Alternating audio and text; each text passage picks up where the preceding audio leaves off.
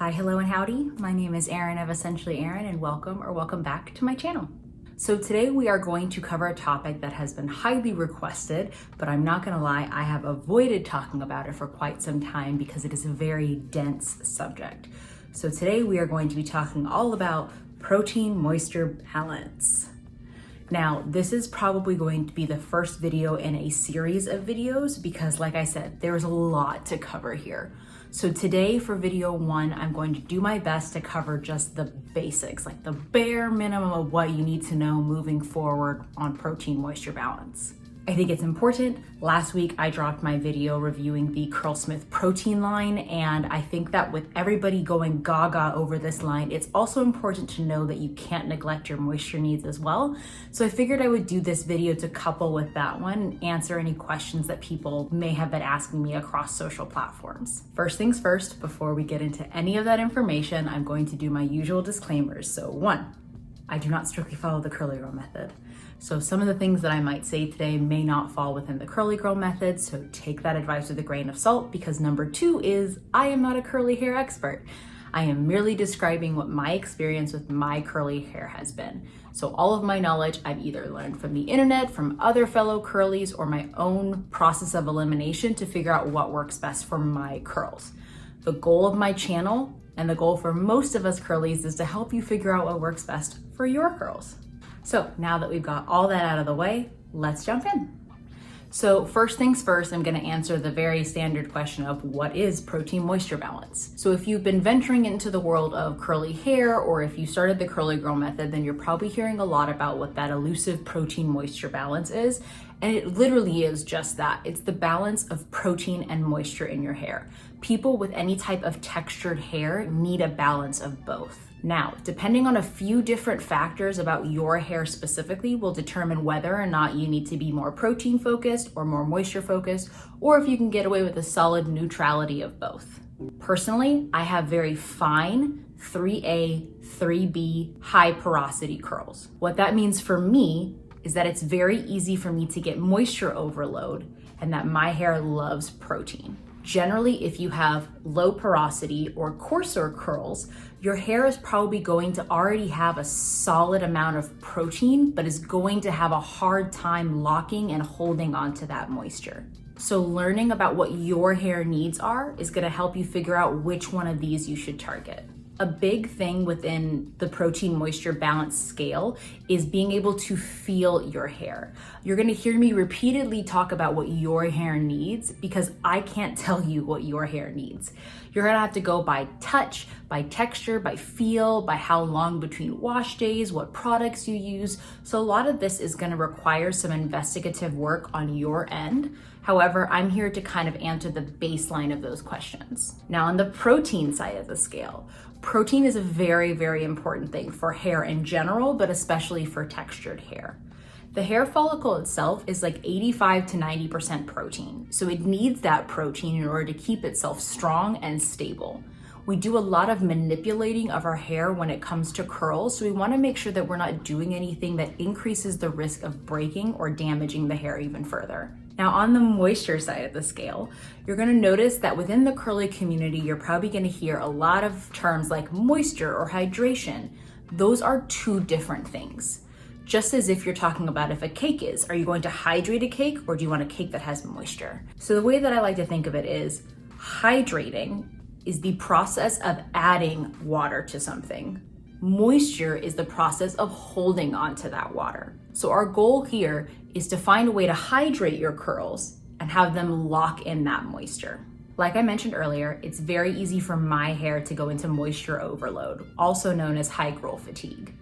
Now, Hygral fatigue is literally where the hair follicle swells to the point where it has an overabundance of moisture. How to know when your hair has that? Here's a picture of what my hair looked like when it had that.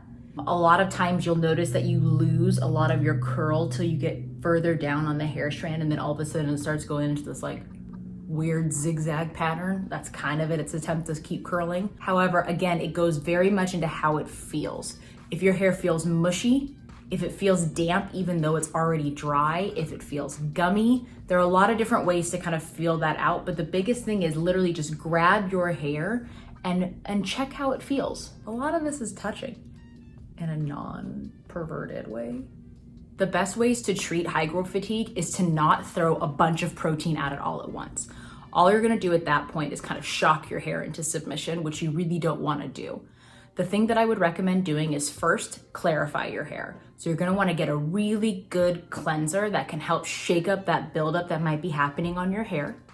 After that, if you have a strict regimen of deep conditioning every single week, then I'm gonna ask that you roll that back a little bit. We don't wanna push too much moisture into the curls. After that, what you're gonna wanna do is take a look at all of your stylers. Make sure that you're adding at least one, if not two products that have some form of protein on it. This is where the fun part of reading your product's ingredients come in. So I know it can be overwhelming, and my goal is to not make this video full of a bunch of scientific-y terms. If you guys want that, please leave a comment below, because then I will put that in my follow-up videos.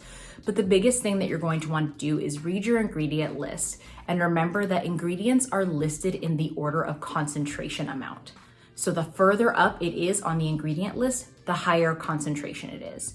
So if you see anything that says hydrolyzed, keratin, biotin, rice, quinoa, anything that literally has the word protein in it, and it's within the first, let's say, 3 to 5 ingredients, and that's probably going to be a product that is higher in protein. You want to use 1 or 2 of those products if you're trying to combat hygral fatigue. I definitely don't recommend any more than 2, especially if you're just trying to fix that from the very beginning. I would say start with 1, add a second one if your hair takes that well, and maybe look at doing your deep conditioning treatments every other week instead of every week. So on the protein side of things, how to know when your hair has protein overload. Again, feel, touch, love, kiss, correct, no? Okay. So what you're going to want to do is if your hair feels brittle, fragile, like it's straw, if you can do a strand test, which I know a lot of people swear about, is if you can pull it tight and if it snaps versus attempting to bounce back, then the likelihood is you have too much protein in your hair. The best way to fix that is going to be to clarify your hair again. So if you haven't noticed, clarifying is the best way to reset your curls in order to start from a solid foundation and build up from there. You're going to want to add in more deep conditioning treatments than what you're currently doing. So personally, I deep condition every other week. If I do more than that, then that gives me too much moisture for my hair. If I ran into an issue where I had too much protein, I would probably bump that up to every week for a couple of weeks and then start to ease that back again into every other week. So when it comes to what ingredients you want to look for on moisturizing products, you want to look for anything that has a humectant within the first couple of ingredients. So anything that says aloe, honey, panthenol, agave, any of those, even glycerin. So what a humectant does is it actually takes water out of the atmosphere around your hair, sucks it into your curls, and helps seal that in. So you obviously really want to do that if you're looking for more moisturizing products. It can still have protein as long as it's much lower on the list, like closer to the end of it. That way you know you're not oversaturating an already existing problem. So as far as my product recommendations go, on the moisture side of things, we're gonna go with the Not Your Mother's Curl Talk shampoo. It is fantastic. I've always felt like it really leaves my hair feeling very clean without feeling dry or brittle. For conditioner, I love pretty much anything by Not Your Mother's, but I absolutely love their Tahitian Gardenia line. It smells absolutely fantastic and always leaves my curls feeling super soft and moisturized. Not so shockingly, for a deep conditioner, I also have a Not Your Mother's. I have been loving this Sicilian Blood Orange one. I've used it for the last several months. It's fantastic. I can do this both in and out of the shower if I wanted to do it with a heat cap. Always leaves me with super soft but not overly moisturized curls. They're fantastic. It's got a good consistency. I've used 3 or 4 Not Your Mother's butter masks or deep conditioners, and they're all absolutely fantastic. As far as stylers go, I love the Curlsmith Hold Me Softly Style Balm. Always fantastic. It is good for all curl types, which is also super important. It's good for if you have wavy, curly, or kinky hair. For gels, I love the Jessie Curl Spiralicious as well as the Eco Slay Orange Marmalade. Both of these are very, very moisturizing products. And last but not least, I don't use them very often, but when I do, my go-to mousse is the Not Your Mother's Curl Talk. If you can't tell, Not Your Mother's, great company, great band, really affordable, which I think is really important that not a lot of people talk about, is that the price of textured hair care generally is more expensive. Not Your Mother's, fantastic. You can get it at both Target, Ulta, a lot of different beauty stores stock it. Always good. Now on the protein side of product recommendations, I have yet to find a protein shampoo and conditioner that I'm absolutely in love with that is actually recommended for protein. However, one that I really enjoy using that does have a little bit more protein than the average shampoo is the Verb Reset Clarifying Shampoo. I use this probably way more often than I should. However, it works really, really well. Like for products, they're on the higher end price-wise, but I've yet to find one that isn't worth it. As far as protein treatments go, if you guys watched my last video, then you know that I love the Curlsmith Bond Salve that just came out. However, what I was using for a very long time before this came out was this product by Giovanni called the Hair Reconstructor.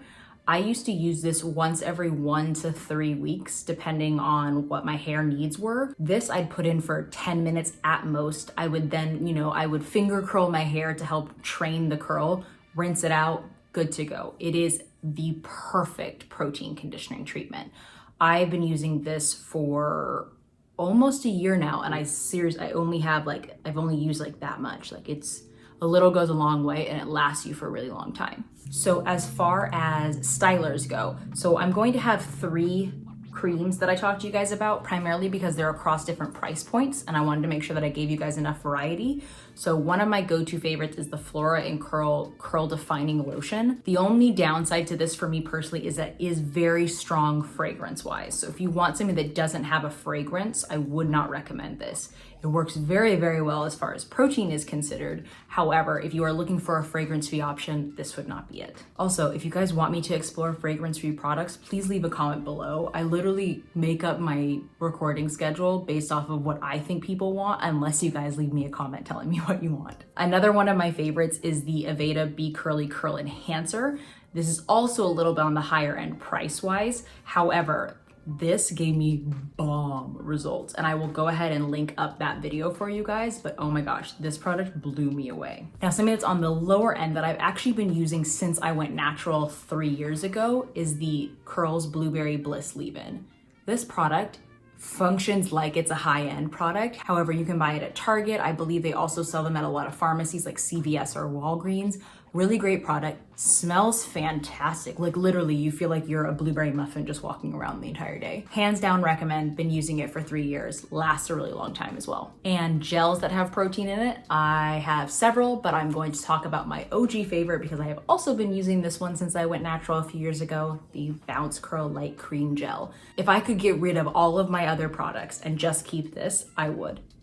This product not only has protein in it, it also moisturizes your curls. It says light cream gel, but I feel like the light is for the cream and not the gel because the hold that I get from this is still absolutely fantastic regardless of what the weather is like outside.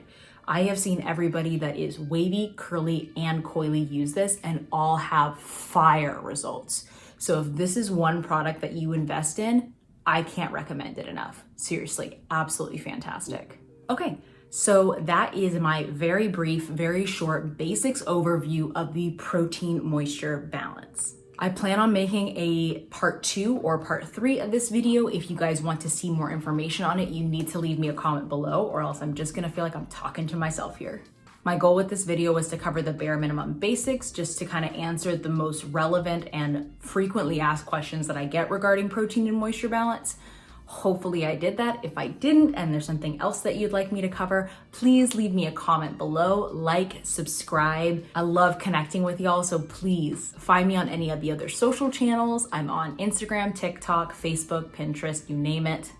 I'm there. If there's one takeaway from today's video, it's how much you need to be invested in investigating what your hair needs. It's going to require you to touch, to feel, to listen to what your hair is telling you that it needs.